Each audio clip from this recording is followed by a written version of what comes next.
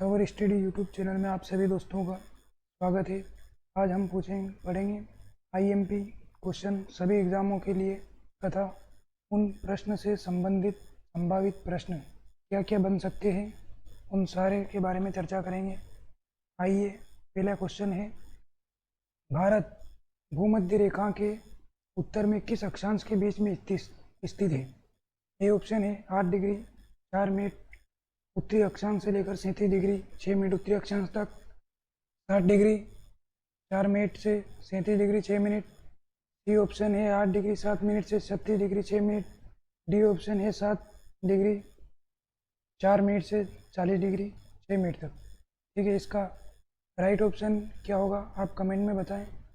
इसका सही उत्तर है ये ऑप्शन 8 डिग्री 4 मिनट उत्तरी अक्षांश से लेकर 37 डिग्री 6 मिनट उत्तरी अक्षांश, इसका सही उत्तर है। ठीक है, इसके बारे में और अन्य जानकारी, एडिशनल इंफॉर्मेशन, ये भी आपको कई बार एग्जाम में पूछी जाती है कि भारत के अक्षांशीय विस्तार क्या है। तो भारत का अक्षांशीय विस्तार है 8 डिग्री 4 मिनट उत्तरी अक्षांश से 37 डिग्री 6 मिनट उत्तरी अक्षांश तक। भारत उत्तर से दक्षिण तक की कुल दूरी है 3240 किलोमीटर। देशांतर की बात करें तो देशांतर है भारत का 68 डिग्री 7 मिनट पूर्वी देशांतर से 97 डिग्री 25 मिनट पूर्वी देशांतर। पूर्व से पश्चिम तक की कुल दूरी 2933 किलोमीटर है।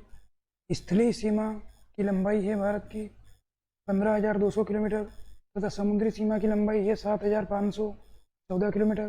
भारत का क्षेत्रफल है 32,87,263 वर्ग किलोमीटर।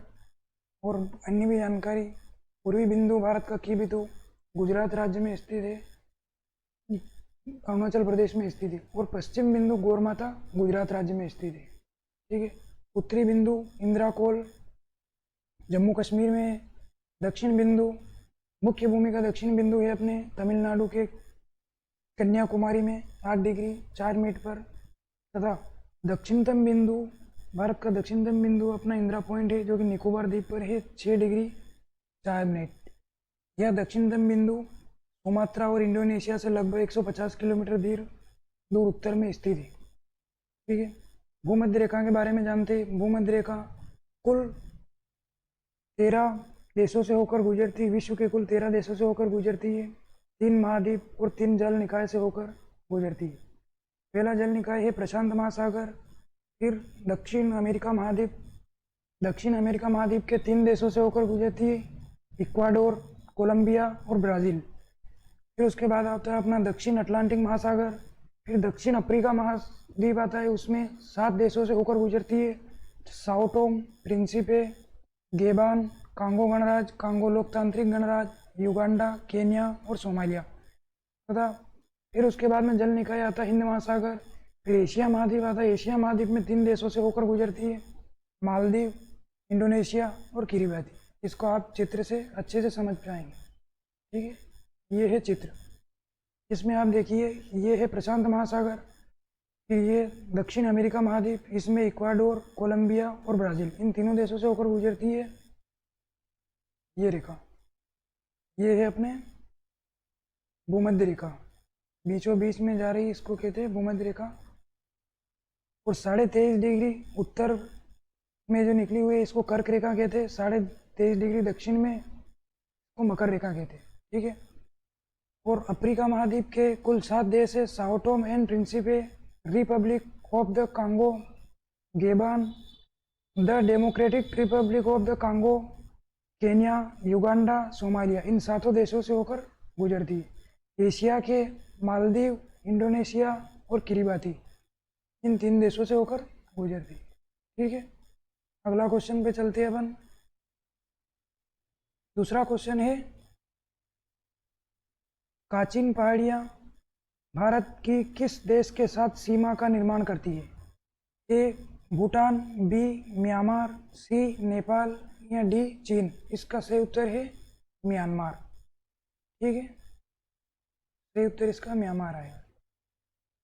इसके बारे में अन्य जानकारी, काचिन पहाड़ियाँ म्यांमार के सुदूर उत्तर पूर्व काचिन राज्य में स्थित है। भारत और म्यांमार के बीच सीमा का निर्धारण करती है। म्यांमार यानी कि भूटान देश, भूटान की राजधानी है थिम्पू, भूटान की मुद्रा है डोल्ट्रम, भूटान का राष्ट्रीय पक्षी है कॉमन रेनवे, म्यांमार की राजधानी है नैपीदा, म्यांमार की मुद्रा है म्यांमार क्याद, और अगर आपको म्यांमार के राष्ट्रीय पक्षी के बारे में पूछा है तो मोर इसका सही उत्तर होगा। ठीक है। नेपाल की राजधानी है काठमांडू, मुद्रा है नेपाली रुपया, पक्षी है हिमालयन मोनाल डेनफे। चीन की राजधानी बीजिंग, चीन की मुद्रा है युआन, चीन का राष्ट्रीय पक्षी है रेड क्राउन ग्रेन। ठीक है। अगला क्वेश्चन, गुप्त राजाओं के बाद किन राजाओं ने गरुड़ को अपना राज्य चिन्ह बनाया था? A option Pallava, B Rashtrakuta, C Chola या डी वर्धन। इसका सही उत्तर क्या है? आप भी अपना मूल्यांकन करते रहे कि अपने कितने क्वेश्चन सही हुए, कितने गलत हुए, और आपको इन क्वेश्चन से संबंधित किस पॉइंट को आपने याद था। ठीक है। तो आप अपना ये मूल्यांकन करते रहे कि कितने क्वेश्चन में आपके कितने सही हुए। इसका सही उत्तर होगा पल्लव। ठीक है। इसका सही उत्तर पल्लव। पल्लव वंश के संस्थापक श्री विष्णु थे। पल्लव वंश की राजधानी कांचीपुरम और चिन्ह गरुड़ थे। राष्ट्रकूट वंश के संस्थापक दंती दुर्ग, राजधानी मान्यखेत, चिन्ह है सुनहरा बाज। चोल वंश के संस्थापक है विजयालय, चोल वंश की राजधानी तंजौर या तंजावुर, चिन्ह है बाघ। वर्धन वंश के संस्थापक पुष्यभूति, राजधानी थानेश्वर। ठीक है। अगला क्वेश्चन है चौथा, किस सातवाहन राजा ने सर्वप्रथम राजा के नाम के सिक्के जारी किए थे? ठीक है। ये अपना चौथा क्वेश्चन। ए ऑप्शन है सातकर्णी प्रथम, बी गौतमीपुत्र सतकर्णी, सी यज्ञश्री सतकर्णी या डी हाल। इसका सही उत्तर है सतकर्णी प्रथम। सातवाहन के संस्थापक है सिमुक। ठीक है। अपन पढ़ते हैं कि सिक्कों के अध्ययन को क्या कहते हैं? सिक्कों के अध्ययन को नुमिस्मेटिक कहते हैं। टेराकोटा के सिक्के, सिंधु घाटी की सभ्यता के सिक्के को कहते हैं आहत सिक्के, पंचमार धातु या पर्ण सिक्के। ये सारे सिक्के मौर्य काल में प्रचलित थे। आहत सिक्के भी मौर्य काल में प्रचलित थे तथा शीशे का सिक्का सातवाहन राजाओं ने शुरू किए थे। शुद्ध सोने के सिक्के कुषाण काल में, अशुद्ध सोने के सिक्के सर्वाधिक सोना या कोड़ी गुप्त काल में प्रचलित थे। चांदी का सिक्का चंद्रगुप्त द्वितीय ने चलाया था तथा मयूर सिक्का समुद्रगुप्त के द्वारा जारी किए थे। इसीलिए गुप्त काल को स्वर्ण काल भी कहा जाता है। गुप्त काल को स्वर्ण युग कहा जाता है। ठीक है। चमड़े का सिक्का हुमायूं ने जारी किए थे। दाम तांबे के बने होते थे। ये शेरशाह सूरी ने चलाए थे। रुपया, असरपी, ये तीनों शेरशाह सूरी ने चलाए थे। रुपया चांदी के बने होते थे, असरपी सोने के बने होते थे। ठीक है। यहाँ पे लिख रखा है, इसलिए गुप्त काल को स्वर्ण काल भी कहा जाता है। उस समय में बहुत सारे अधिक सर्वाधिक सोने के सिक्के गुप्त काल में ही प्रचलित थे। ठीक है। अगला क्वेश्चन, अगले क्वेश्चन पे चलते हैं अपन। पांचवा, स्वर्ण सिंह समिति ने किसकी सलाह दी? ए राज्य स्तरीय चुनाव आयोग का संविधान, पंचायती राज में सुधार, सी भारतीय संविधान में मौलिक कर्तव्यों को शामिल करना, डी हिमालय और प्रायद्वीपीय नदियों का अंतः क्रिया। इसका सही उत्तर है भारतीय संविधान में मौलिक कर्तव्यों को शामिल करना। ठीक है। इसका सी ऑप्शन सही है। इस प्रश्न से संबंधित अन्य जानकारी है, भारतीय संविधान में 42वें संविधान संशोधन 1976 इस समिति की सिफारिश पर भाग 14(4) ए अनुच्छेद 51 ए जोड़ा गया। इसमें 10 मौलिक कर्तव्य जोड़े थे। 86वें संविधान संशोधन 2002 में 11वां मौलिक कर्तव्य जोड़ा गया था। 42वें संविधान संशोधन को लघु संविधान कहा जाता है। इसी संविधान संशोधन में प्रस्तावना में 3 शब्द जोड़े गए थे, धर्म समाजवादी, धर्मनिरपेक्ष एवं अखंडता। ठीक है। अगला क्वेश्चन, इनमें से कौन सा राष्ट्रपति चुनाव के लिए चुनावी कॉलेज का हिस्सा है लेकिन उसकी अपील की कार्यवाही में भाग नहीं लेता है? ये ऑप्शन है लोकसभा, बी राज्यसभा, सी विधानसभा या डी राज्य विधान परिषद। इसका सही उत्तर है सी राज्य विधानसभा। ठीक है। राष्ट्रपति का चुनाव अनुच्छेद 53 में है, इसके तहत एकल संक्रमणी मत प्रणाली के द्वारा राष्ट्रपति का चुनाव किया जाता है। राष्ट्रपति पद के लिए योग्यता होती है भारत का नागरिक हो, आयु 35 वर्ष या अधिक हो, लोकसभा के सदस्य बनने योग्य हो तथा लाभ का पद प्राप्त नहीं हो, लाभ के पद पर नहीं होना चाहिए। ठीक है, उसमें अपवाद है यदि वह वर्तमान के राष्ट्रपति है, वर्तमान उपराष्ट्रपति, राज्यपाल या संघ या राज्य के मंत्री है तो इस पद में चुनाव के लिए फॉर्म भर सकते हैं। ठीक है। अगला क्वेश्चन, भारतीय संविधान के किस अनुच्छेद में निर्वाचन आयोग का उल्लेख है? 124 अनुच्छेद, अनुच्छेद 324, अनुच्छेद 320, अनुच्छेद 326। इसका सही उत्तर है अनुच्छेद 324, बी वाला ऑप्शन सही है। ठीक है। निर्वाचन आयोग के बारे में और भी अन्य जानकारी, यह भाग 15 अनुच्छेद 323 से लगाकर 324 से लेकर 329 तक चुनाव से संबंधित है। प्रथम निर्वाचन आयुक्त सुकुमार सेन थे, वर्तमान में राजीव कुमार जी है। ठीक है। अनुच्छेद तथा संबंधित, उनसे संबंधित अनुच्छेद 324 में अधीक्षण, निर्देशन, नियंत्रण चुनाव आयोग को सौंपा जाएगा। 325 में धर्म, मूल, वंश, जाति या लिंग के आधार पर मतदान सूची के लिए अयोग्य नहीं ठहराने का प्रावधान है। अनुच्छेद 326 में लोकसभा एवं राज्य, प्रत्येक राज्य की विधानसभा के लिए निर्वाचन वयस्क मताधिकार के आधार पर होगा। 27 में है 327 में विधायिका द्वारा चुनाव के संबंध में संसद में कानून बनाने की शक्ति। 328 में प्रावधान है किसी राज्य के विधानमंडल को इसके चुनाव के लिए कानून बनाने की शक्ति। 329 में है चुनावी मामलों अदालतों द्वारा हस्तक्षेप करने के लिए बाध्यकारी है। ठीक है। चुनाव निर्वाचन आयोग में जो सदस्य होते थे पहले 25 जनवरी 1950 से लेकर 15 अक्टूबर 1989 तक एकल सदस्य निकाय था। फिर 16 अक्टूबर 1989 से 1 जनवरी 1990 तक 3 सदस्यीय निकाय बना। 2 जनवरी 1990 से 3 सितंबर 1993 तक फिर 1 सदस्यीय निकाय बना दिया गया था। फिर 1 अक्टूबर 1993 से वर्तमान तक अभी निर्वाचन आयोग 3 सदस्यीय निकाय है। इसके बाद अब चलते हैं नेक्स्ट क्वेश्चन, निर्वाचन आयोग का अध्यक्ष कौन होता है? ऑप्शन नंबर ए उपराष्ट्रपति, राष्ट्रपति, प्रधानमंत्री या मुख्य निर्वाचन आयुक्त। इसका राइट उत्तर है मुख्य निर्वाचन आयुक्त। ठीक है। इसका सही उत्तर है मुख्य निर्वाचन आयुक्त। ठीक है। थोड़ी स्लाइड ज़्यादा बड़ी हो गई।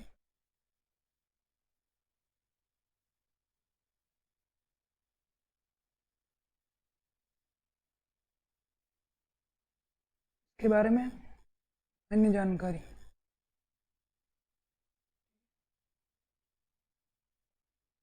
मुख्य निर्वाचन आयुक्त की नियुक्ति राष्ट्रपति के द्वारा की जाती है। इसका कार्यकाल 6 वर्ष या 65 वर्ष की उम्र जो भी पहले हो सर्वोच्च न्यायालय के न्यायाधीश के समकक्ष का दर्जा प्राप्त होता है। इसका मुख्यालय नई दिल्ली में ही। ईवीएम का फुल फॉर्म है electronic voting machine. VVPAT voter verified paper audit trial है। प्रथम बार ईवीएम का प्रयोग 2015 में बिहार विधानसभा चुनाव में किया गया था। ठीक है। नेक्स्ट क्वेश्चन पे चलते हैं अपन। निम्नलिखित में से कौन सा कथन संघ लोक सेवा आयोग के बारे में सत्य है? ए आयोग के अध्यक्ष और सदस्यों का कार्यकाल 5 वर्ष का होगा। बी आयोग के अध्यक्ष और सदस्य 62 वर्ष की उम्र तक अपने पद पर रह सकता है। सी संविधान के भाग 14 में संघ लोक सेवा आयोग के बारे में बताया गया है। डी ऑप्शन है राष्ट्रपति अध्यक्ष और सदस्य अपनी मर्जी से हटा सकता है। राष्ट्रपति के द्वारा अध्यक्ष और सदस्य को अपनी मर्जी से हटा सकता है। इसका राइट ऑप्शन सही उत्तर क्या है? सी वाला। ठीक है। संविधान के भाग 14 में संघ लोक सेवा आयोग के बारे में बताया गया है। इस प्रश्न से संबंधित अन्य बिंदु, भाग 14 में अनुच्छेद 315 से 323 तक का वर्णन है। यूपीएससी की स्थापना 1 अक्टूबर 1926 में की गई थी। रायल कमीशन की स्थापना 1923 में की थी। इसके अध्यक्ष सर रास बारकर थे। अध्यक्ष सहित सदस्य आमतौर पर 9 से 11 होते हैं तथा संविधान में संख्या का कोई उल्लेख नहीं है। यह राष्ट्रपति के विवेक पर निर्भर करता है, संख्या को बढ़ाया घटाया जा सकता है। ठीक है। अनुच्छेद और संबंधित विषय वस्तु। अनुच्छेद 315 में संघ तथा राज्यों के लोक सेवा आयोग के बारे में वर्णन है। अनुच्छेद 316 में सदस्यों की नियुक्ति एवं कार्यकाल। 17 में लोक सेवा आयोग के सदस्य की बर्खास्तगी एवं निलंबन। 318 में आयोग के सदस्यों एवं कर्मचारियों की सेवा शर्तें संबंधी नियम बनाने की शक्ति। 319 में आयोग के सदस्यों द्वारा सदस्यता समाप्त के पश्चात पद पर बने रहने पर रोक। 320 में है लोक सेवा आयोग के कार्य। 321 में है कार्यों को विस्तारित करने की शक्ति। 322 में है आयोग के खर्च व्यय। 323 में है प्रतिवेदन। अभी MPPSC 2023 के पेपर में आया था कि मध्य प्रदेश संघ लोक सेवा आयोग में के खर्च किस अनुच्छेद में वर्णित है। इसका सही उत्तर था अनुच्छेद 322। ठीक है। अगला क्वेश्चन, राज्य लोक सेवा आयोग के सदस्य और अध्यक्ष की नियुक्ति कौन करता है। ए उच्च न्यायालय का मुख्य न्यायाधीश, बी राज्य का राज्यपाल, सी राष्ट्रपति या डी राज्य का मुख्य न्यायाधीश मुख्यमंत्री। इसका सही उत्तर होगा बी राज्य के राज्यपाल। ठीक है। मध्य प्रदेश लोक सेवा आयोग का स्थापना 1 नवंबर 1956 को की गई थी। इसका मुख्यालय इंदौर में है। प्रथम अध्यक्ष थे DB रेगे थे। वर्तमान में राजेश लाल जी मेहरा है। कार्यकाल 6 वर्ष या 62 साल। इस्तीफा राष्ट्रपति को दिया जाता है, दे सकते हैं। ठीक है। अगला क्वेश्चन है, निम्नलिखित में से किस देश में कोयले के सर्वाधिक उत्पादन है। भारत, चीन, USA, रूस। इसका सही उत्तर होगा चीन। ठीक है। खनिज तथा उनसे पहला स्थान, दूसरा और तीसरा स्थान। लोहे में प्रथम स्थान पर चीन है, दूसरे स्थान पर ऑस्ट्रेलिया, तीसरे स्थान पर ब्राज़ील। तांबे में प्रथम चिली, फिर चीन, फिर पेरू। मैंगनीज में प्रथम स्थान दक्षिण अफ्रीका, चीन, फिर ऑस्ट्रेलिया। बॉक्साइट में ऑस्ट्रेलिया, फिर चीन, फिर ब्राज़ील। जस्ता में प्रथम स्थान चीन है, दूसरे स्थान पर पेरू, तीसरे स्थान पर ऑस्ट्रेलिया। सोना में प्रथम स्थान चीन, दूसरे पर है ऑस्ट्रेलिया, तीसरे पर रूस। चांदी में मेक्सिको, दूसरे पर चीन, तीसरे पर पेरू। कोयला में प्रथम स्थान चीन, दूसरे पर संयुक्त राज्य अमेरिका, तीसरे पर भारत। कोयला में भारत तीसरे स्थान पर है। यूरेनियम में प्रथम स्थान कजाकिस्तान, फिर कनाडा, फिर ऑस्ट्रेलिया। खनिज तेल में प्रथम स्थान पर है सऊदी अरब, दूसरे स्थान पर संयुक्त राज्य अमेरिका, तीसरे स्थान पर रूस है। ठीक है। अगले क्वेश्चन पर चलते हैं। मध्य प्रदेश उच्च न्यायालय के वर्तमान मुख्य न्यायाधीश कौन है। ए न्यायमूर्ति रवि मलिमत, बी न्यायमूर्ति अजय कुमार मित्तल, सी न्यायमूर्ति हिम कोहली या डी न्यायमूर्ति मोहम्मद रफीक। इसका सही उत्तर है न्यायमूर्ति रवि मलिमत। ठीक है। मध्य प्रदेश उच्च न्यायालय की स्थापना 1956 में हुई थी, जिसका मुख्यालय जबलपुर में है। 2 खंडपीठ है, इंदौर और ग्वालियर। भारत में उच्च न्यायालय संस्था का सर्वप्रथम गठन 1862 में किया गया था। तब कलकत्ता, बम्बई और मद्रास उच्च न्यायालय की स्थापना हुई थी। 1866 में चौथा उच्च न्यायालय की स्थापना इलाहाबाद में हुई थी। वर्तमान में भारत में कुल 25 उच्च न्यायालय है। संविधान के भाग 6 में अनुच्छेद 214 से लेकर 231 तक गठन, स्वतंत्रता, न्यायिक शेष शक्तियां, प्रक्रिया आदि के बारे में वर्णन किया गया है। उच्च न्यायालय के न्यायाधीश की योग्यता क्या होनी चाहिए। भारत का नागरिक हो, भारत के न्यायिक कार्य में 10 वर्ष या उच्च न्यायालय में 10 वर्षों तक लगातार अधिवक्ता रहा हो। नियुक्ति किसके द्वारा की जाती है। नियुक्ति राष्ट्रपति के द्वारा। भारत के मुख्य न्यायाधीश और संबंधित राज्य के राज्यपाल से परामर्श करने के बाद राष्ट्रपति के द्वारा नियुक्ति की जाती है। ठीक है। इनको शपथ राज्यपाल या उनके द्वारा चुने गए अन्य व्यक्ति के समक्ष दिलाई जाती है। इनका कार्यकाल संविधान में वर्णित नहीं है, किंतु इनके बारे में 4 प्रावधान है। यदि ये 62 वर्ष की उम्र तक रह सकते हैं, या अपना राष्ट्रपति को अपना त्यागपत्र दे सकते हैं, या संसद की सिफारिश पर राष्ट्रपति पद से हटा सकते हैं। चौथा प्रावधान है नियुक्ति या स्थानांतरण। सुप्रीम कोर्ट में या हाई कोर्ट में जाने पर ये अपने पद से इस्तीफा दे सकते हैं। ठीक है, अगला क्वेश्चन है 13वां। CAG को लेखांकन कार्य से कब मुक्त किया गया था? ए ऑप्शन है 1858, बी ऑप्शन है 1956, सी ऑप्शन है 1976, या डी ऑप्शन है 1951। इसका सही उत्तर होगा सी, 1976। ठीक है, आप अपना भी मूल्यांकन करते रहे कि आपके कितने क्वेश्चन में कितने सही हुए या कितने गलत हुए। ठीक है, इसके बारे में अपन और भी महत्वपूर्ण बिंदु देखते हैं। संविधान में अनुच्छेद 148 में केग की नियुक्ति प्रथम शपथ और सेवा की शर्तों से संबंधित है। अनुच्छेद 149 में उनके कर्तव्यों एवं शक्तियों से संबंधित है। अनुच्छेद 150 केग की सलाह पर राष्ट्रपति और राज्यों के खातों को राष्ट्रपति के रूप में इस तरह रखा जाएगा। अनुच्छेद 151 संघ के खातों से संबंधित भारत के नियंत्रण और महालेखा परीक्षक की रिपोर्ट राष्ट्रपति को सौंपी जाएगी। ये चर्चा की गई है। ठीक है, अगला क्वेश्चन देखते हैं अपन। दुग्ध का आपेक्षिक घनत्व ज्ञात किया जा सकता है हाइड्रोमीटर, बेरोमीटर, लेक्टोमीटर या थर्मामीटर के द्वारा। इसका सही उत्तर है ऑप्शन सी, लेक्टोमीटर के द्वारा दुग्ध के अपेक्षित घनत्व ज्ञात किया जा सकता है। ठीक है, हाइड्रोमीटर से द्रवों का अपेक्षित घनत्व मापा जाता है, बेरोमीटर से वायु दाब मापा जाता है, लेक्टोमीटर दूध की शुद्धता या गुणवत्ता को मापा जाता है, और थर्मामीटर से ताप की प्रवणता को मापा जाता है। ठीक है, अगला क्वेश्चन देखते हैं अपन 15वां। भारत ने हॉकी में प्रथम ओलंपिक में स्वर्ण पदक कब जीता था? ये जीता था नहीं, यहाँ पे जीता था सही। ठीक है, इसका ऑप्शन ए है 1924, 1928, 1932 या 1936। इसका राइट उत्तर है 1928। 26 मई 1928 को पहली बार भारतीय हॉकी टीम ने ओलंपिक में स्वर्ण पदक अपने नाम किया था।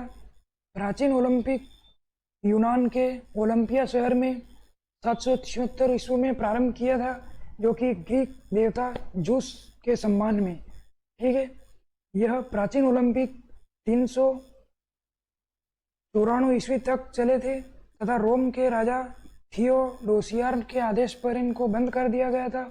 उसके बाद में आधुनिक ओलंपिक की शुरुआत 1896 ईस्वी फ्रांस के बेरोन पीरे डी कोबार्टिन के प्रयास से प्रारंभ हुए। रोम के एथेंस शहर में आधुनिक ओलंपिक पहली बार खेला गया था तथा अंतर्राष्ट्रीय ओलंपिक समिति की स्थापना 1894 ईस्वी में सखोन नामक स्थान पर हुई थी तथा जिसका मुख्यालय है लोसाना, स्विट्जरलैंड में। ठीक है, उसके बाद में अभी 2021 में 32वें ओलंपिक टोक्यो जापान में खेले गए थे, जिसमें भारत 48वें स्थान पर रहा। इसमें 1 स्वर्ण पदक, 2 रजत और 4 कांस्य पदक जीते थे। 33वें ओलंपिक 2024 में पेरिस, फ्रांस में खेला जाएगा तथा 34वें ओलंपिक 2028 लॉस एंजल्स में USA में खेला जाएगा तथा 35वें ओलंपिक 2032 ब्रिस्बेन, ऑस्ट्रेलिया में आयोजित किए जाएंगे। इस ओलंपिक को ग्रीष्मकालिक ओलंपिक कहते हैं, ये आपको याद रखना है। एक और शीतकालीन ओलंपिक भी होते हैं और ये है ग्रीष्मकालीन ओलंपिक। प्रत्येक 4 वर्ष में खेले जाते हैं। ठीक है, अब हम अगले क्वेश्चन पर चलते हैं। क्वेश्चन नंबर है 16। इस क्वेश्चन का उत्तर आप कमेंट में दें, क्योंकि वीडियो बहुत लंबा हो जाएगा, इसलिए आज का वीडियो अपन यहीं तक करते हैं। 16वां क्वेश्चन का उत्तर आप कमेंट में बताएं कि इसका सही उत्तर क्या है तथा इसके बारे में आपके पास में जो भी जानकारी हो वो पूरी डिटेल कमेंट में बताएं। ठीक है, तो 16वां क्वेश्चन अपन देखते हैं कि गोड़ा अक्षांश भूमध्य रेखा से कितने डिग्री में स्थित है? ए 30 डिग्री उत्तरी अक्षांश, बी 35 डिग्री दक्षिण अक्षांश, सी 30 डिग्री उत्तरी अक्षांश और दक्षिण अक्षांश तथा 35 डिग्री उत्तर दक्षिण अक्षांश। तो इसका सही उत्तर क्या होगा ये आप कमेंट में ज़रूर बताएं। आज का वीडियो आपको कैसा लगा? अगर अच्छा लगा हो तो लाइक करें और इन प्रश्न से संबंधित जो आपको